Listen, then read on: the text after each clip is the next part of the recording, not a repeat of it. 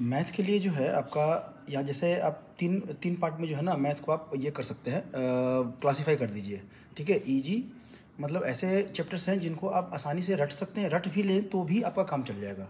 कुछ ऐसे चैप्टर्स हैं जिन जो लेंदी तो हैं, मतलब फार्मूलाज हैं और प्रोसेस है उसका सॉल्व करने का, लेकिन उसमें नंबर जो है ना आपको वो 100% मिलेगा। जैसे कि आपको यहाँ पे दिख रहा होगा, चैप्टर 1 है, रियल नंबर है, पोलिनोमियल है, आपका यहाँ पे स्टैटिस्टिक्स हो गया, प्रोबेबिलिटी हो गया, आपका कंस्ट्रक्शन हो गया। ये ऐसे चैप्टर हैं जिनको ग्रीन कलर से जो है ना हम ये आपको पॉइंट आउट कर रहे हैं, तो वो आसानी से आप कर सकते हैं और कुछ नहीं करना है। एनसीईआरटी का एग्जाम्पल क्वेश्चन बना लीजिए।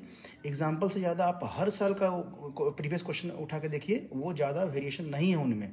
मतलब एक बार अगर आप एग्जाम्पल भी आप बना लेंगे तो आप सीख लेंगे, समझ लेंगे कि कैसे बनाया जाता है। ठीक है, दूसरा हो गया कि ऐसे चैप्टर जो थोड़ा लेंदी होते हैं लेकिन उसमें मार्क्स जो है ना 100% आने का चांस होता है, तो वो कौन से चैप्टर हैं? तो वो हो गया आपको जैसे क्वाड्रेटिक इक्वेशन हो गया, अर्थमेटिक प्रोग्रेशन हो गया, आपका सरफेस एरिया वॉल्यूम हो गया। ठीक है, आपका अप्लीकेशंस ऑफ ट्रिगोनोमेट्री हो गया, मतलब साइन थीटा कॉस थीटा ये सब करके। तो कहने का मतलब है कि ये जो चैप्टर्स हैं इनमें आपका एप्लीकेशन तो आपका रिड्यूस भी पहले हो गया था, उसमें क्वेश्चन बहुत कम पूछता है और इजी आसान ही पूछता है।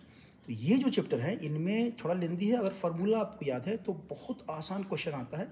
आपका एग्जाम्पल ऑलरेडी दिया हुआ है और उस एग्जाम्पल के साथ आप एग्जाम्पल कर लें और बनाएंगे तो आपको आसान होगा। ठीक है, तीसरा जो कैटेगरी है जो मॉडरेट है, ना वो हार्ड है ना वो आसान है, तो ये हो गया आपका जैसे लीनियर इक्वेशन, टू वेरिएबल हो गए, ट्रायंगल्स हो गए, बेसिक जो ट्रिगोनोमेट्री हो गया। ठीक है, आपका सर्कल हो गया, एरिया रिलेटेड टू सर्कल हो गया, ये सब बहुत ही आसान है। ठीक है, तो इसको करने में ना आपको ज़्यादा मुश्किल नहीं होगा। तब क्या है कि इस तरह से, तो अब है कि हम कैसे करें। सबसे पहले आप इस तीन भाग में कैटेगराइज कर दिए। अब पहले पार्ट को उठाइए और एनसीईआरटी में जितना भी एग्जाम्पल दिया हुआ है उसको कर लीजिए।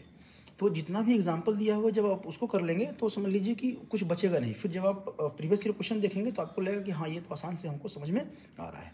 ऐसा ही करके जो है ना आप थोड़ा, हाँ, प्रैक्टिस करना है जिसको, तो वो है ये जिसको हमने रेड कलर से लगाया है। रेड कलर से इसलिए कि ये हार्ड नहीं है, ये आसानी से आप यहाँ स्कोर कर सकते हैं।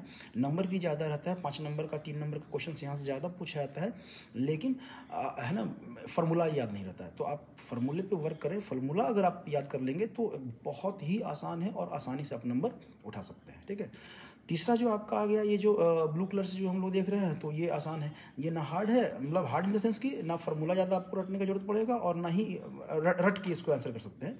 एकदम सिंपल सिंपल क्वेश्चन रहता है।